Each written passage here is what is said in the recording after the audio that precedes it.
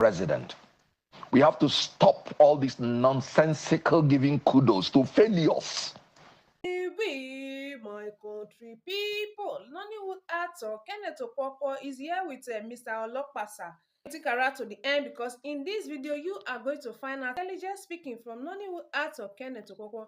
According to him, he said, Mr. President, stop all this nonsense. Like, I will just leave you guys to watch this video. Please stick around to the end. Thank you for tuning in. Do it to subscribe, like, share, because when you do so, it will help this video to reach the greater numbers of people in this platform. Thank you so much for all you do. So guys, let's dive right to the main video. For joining in. And joining us via Zoom is Mr. Jesu Tega Onokpasa, a lawyer and APC chieftain. Thank you so much for being with us on the program, sir. Thanks for having me. I'm going to start off with Mr. Okonkwo. Let's talk a bit about this presidential broadcast, this media chat. It's the first time he's done it since he came into office. Some people have said there's kudos for that. At least at gathering the media to get our very own Malkwe Ogun Yusuf was there. You saw her asking him that question about the removal of fuel subsidy. Should it have been tapered, she said. And he said, why? Why should it have been tapered? And they said, well, maybe some kind of contingency plan. And he said, what contingency? What are your thoughts on that particular conversation? Well, it's very regrettable. First and foremost, in a democracy, which requires transparency and accountability to the people, a president is having the first presidential chat 19 months after taking over power. That's about 40% of his presidency. 19 months is about 40% of the 4-year term of a president. For 19 months, you've not been able to tell Nigerian people what you have been doing. And you started doing wrong things from the day you were sworn in. But he has been speaking. He has done briefings. He has been giving speeches. He's been explaining himself since he came into office. Democracy is not about your talking to the people. It's about your being interrogated by the people. The Constitution says the participation of the people in their government shall be ensured. The people participate through their representatives, both from the media, both from any policy you want to do, has to be interrogated by the people. Democracy is not just about doing what is good for the people, it is also about doing what the people want. Now, let's come to the nitty-gritty of the presidential media chart.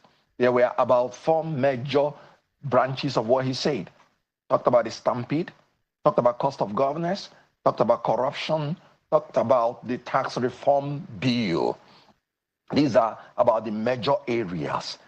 About the stampede, this president shifted all the responsibility to the organizers, people who wanted to help people who are hungry. Let me tell you, this stampede happened in the east. It happened in the west. It happened in the north. That means it's now a general thing that Nigerians from all sectors are hungry and things are hard. They did not die in stampede because they were poor. Poverty exists in every country. They died in a stampede because they were desperately hungry. In other words, they know that if they don't have that food, they don't even have anything to fall back in their house. And that is why they had to struggle for 5,000 naira and for grains of rice. The worth of life in Tinubu's government is now about 5,000 naira. And it's about grains of rice. Look at what happened in Abuja, in the Catholic ministry. They've been doing that for decades. They've been doing that for years. Why is today's own different? It is different because people have become desperately hungry. When people say negligence of the people organizing it, people that were expecting like 500 persons and they saw 5,000 persons, they wouldn't have reasonably assumed that 5,000 persons will come. And when the 5,000 persons came, they would have been able to organize themselves if they were not desperate. But because they were desperate, they did not wish to ever live there without having anything. having seen that more people came, they knew that some people would live there without anything. So they had to now struggle to make sure that they are part of the beneficiaries. That is a sign of a failed state, struggling and dying for the most basic necessity of life, food. When the president visited Lagos the first time, his own people started it. We are hungry, sir. And he said things are well. His dim-wit fellow people that are serving him will go to him and say things are well. And when he neglected those signs, by August, the whole nation, they were protesting for hunger and hardship. They neglected it. In December, people are now dying of stampede for food for 5,000 naira. Now, and he said, it is the fault of the organizers, fault of the people that want to help. You are incompetent government that cannot cater for the security and welfare of its people. Now again, let's move into the issue of cost of governance. We'll get to the cost of governance, but I want to get Mr. Okonkwo to respond to that. Mr. Okonkwo, well, Mr. Kenneth has said he's finding some issue with the president's views on the stampede. Where do you stand? Well, the stampede is most unfortunate.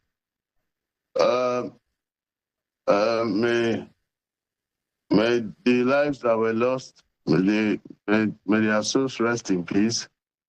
I think the real problem is that we have just failed woefully in producing food for our citizens. You know, when we are campaigning for this administration, the people were calling us Agbadorians, you know, because our president was always talking about producing food. Unfortunately, we don't seem to be able to produce the food, you know, and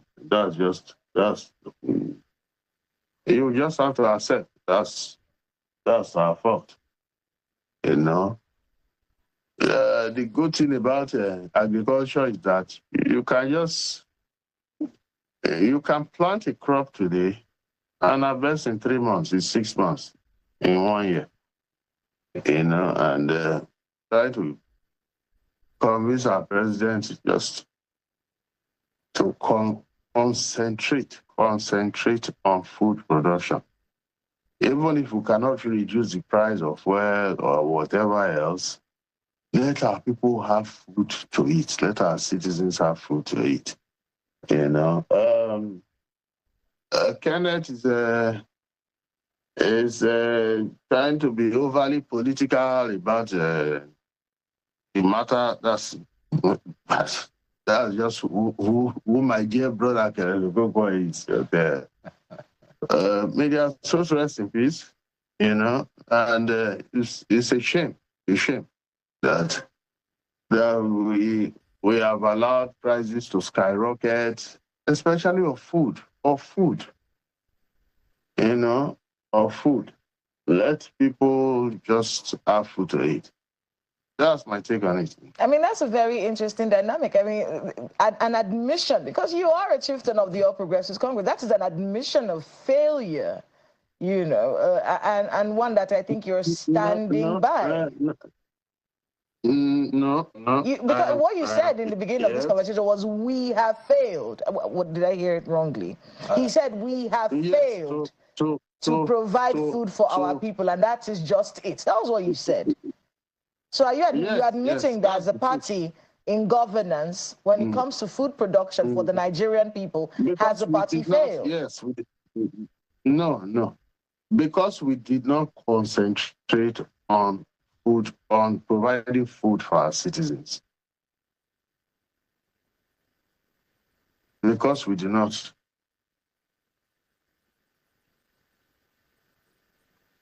I mean, I'm still hearing the same thing from him, Mr. Okonkwo. We'll get back to you, Mr. Okonkwo, on that, but that does sound like an admission of failure. Well, I so much enjoy my brother Nopasa because he seems reasonably, honest. I used the word failure, I think, about once, and he used the word failure about 5 times. So, and yet he said I'm political. And actually he echoed, more than myself. But having said that, God forbid that I will play politics with the destiny of Nigeria. Because that is what the All Progressive Congress accused opposition. Actually, it was the PDP that they were responding to. Yes, and they said you're playing politics with this. Yes, that is the cheap blackmail that failures always do. Rather than addressing the issue, they shift the responsibility. Have you ever seen this government? When they say they take responsibility, I wonder which responsibility.